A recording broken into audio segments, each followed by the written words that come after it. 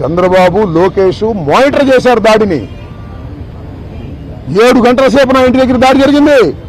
7 hours పోలీసులు ఉన్నారు అక్కడ. ఇంతకన్నా ప్రజాస్వామ్యంలో ఏం కావాలి చెప్పండి, నాకు అర్థం కాల.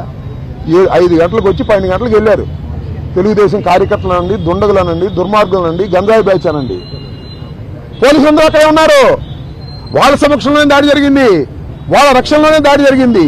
మీ అందరికీ తెలుసు, నేను ప్రత్యేకంగా చెప్పాల్సిన అవసరం లేదు. బట్ నేను 11వ తారీఖున రాత్రి 10:20 నిమిషాలకు నేను అరెస్ట్ అయిన దగ్గర నుంచి ఇప్పుడు వరకు ఏం జరిగిందో బయట ప్రపంచంలో నాకు లిటిల్ నాలెడ్జ్ ఉంది. అంటే పేపర్ నాలెడ్జే తప్ప నాకు ఎవరు ఏమీ నాలెడ్జ్ ఇవ్వలేదు. కాబట్టి ఈ నాలెడ్జ్ అంతా తెలుసుకుని రేపు చాలా వివరంగా, చాలా సుదీర్ఘంగా నేను నా ఆవేదన అనండి, నా కోపం అనండి, నా బాధ అనండి, నా ఆర్గ్యుమెంట్ అనండి ప్రజల ముందు పెడతాను. ఎందుకంటే ప్రజల ముందు ఎందుకు పెట్టాలంటే ప్రజలకు అర్థం కావాలి, నేనేమిటో తెలుసు. అయినా ఇప్పుడు జరిగినటువంటి సంఘటనలో చాలా పత్రికలు రాసినాయి కదా నా మీద, వాటన్నిటికీ ప్రజలకు చెప్పుకోవలసినటువంటి బాధ్యత నాకు ఉంది. కాబట్టి రేపు చాలా క్షుణ్ణంగా చెప్తాను.